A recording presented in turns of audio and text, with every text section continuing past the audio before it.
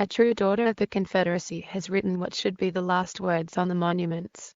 By Caroline Randall Williams, June 26, 2020.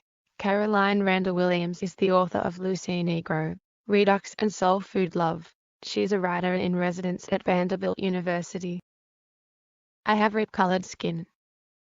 My light brown blackness is a living testament to the rules, the practices, the causes of the Old South. If there are those who want to remember the legacy of the Confederacy, if they want monuments, well, then, my body is a monument. My skin is a monument.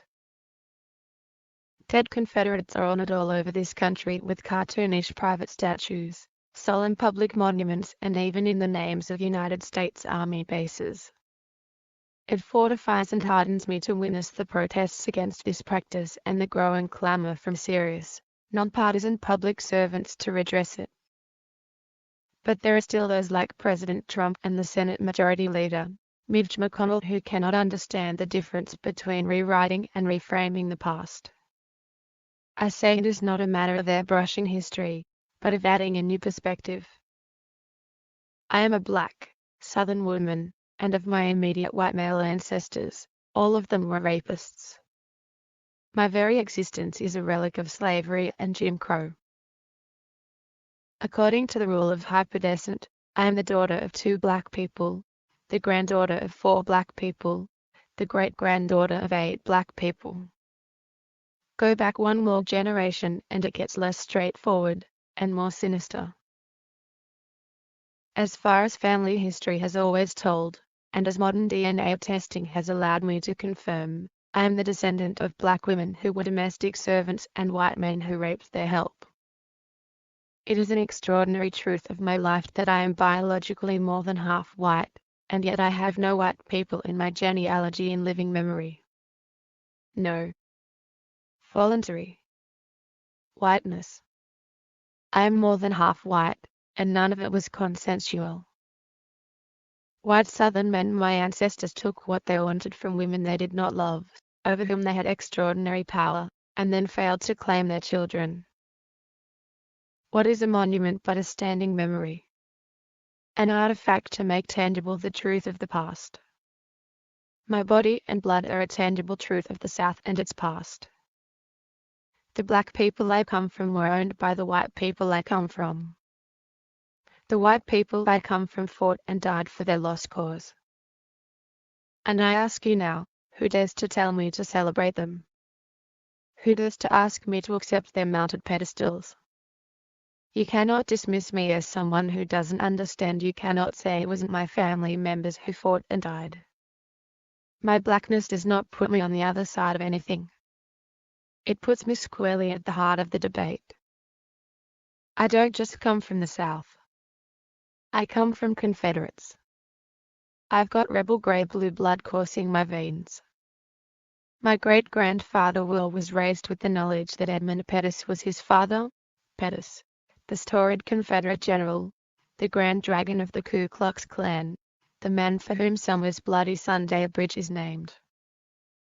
So I am not an outsider who makes these demands. I am a great-great-granddaughter.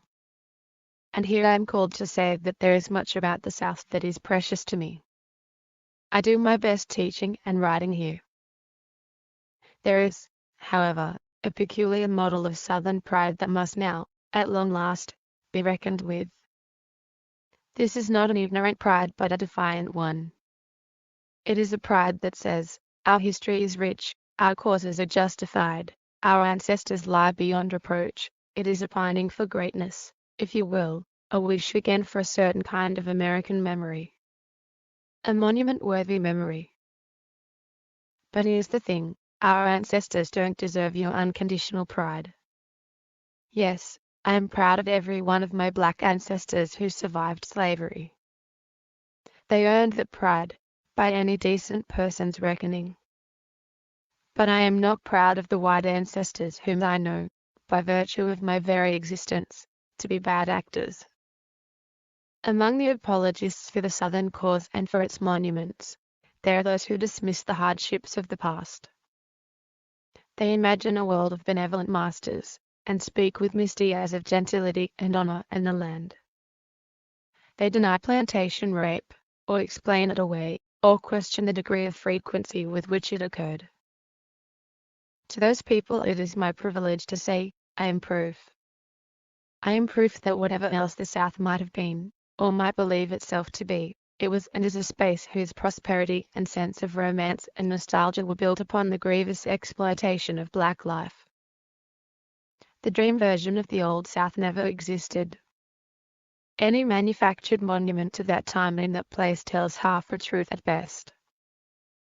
The ideas and ideals it purports to honor are not real. To those who have embraced these delusions, now is the time to re-examine your position. Either you have been blind to a truth that my body's story forces you to see, or you really do mean to honor the oppressors at the expense of the oppressed, and you must at last acknowledge your emotional investment in a legacy of hate. Either way, I say the monuments of stone and metal, the monuments of cloth and wood, all the man-made monuments, must come down.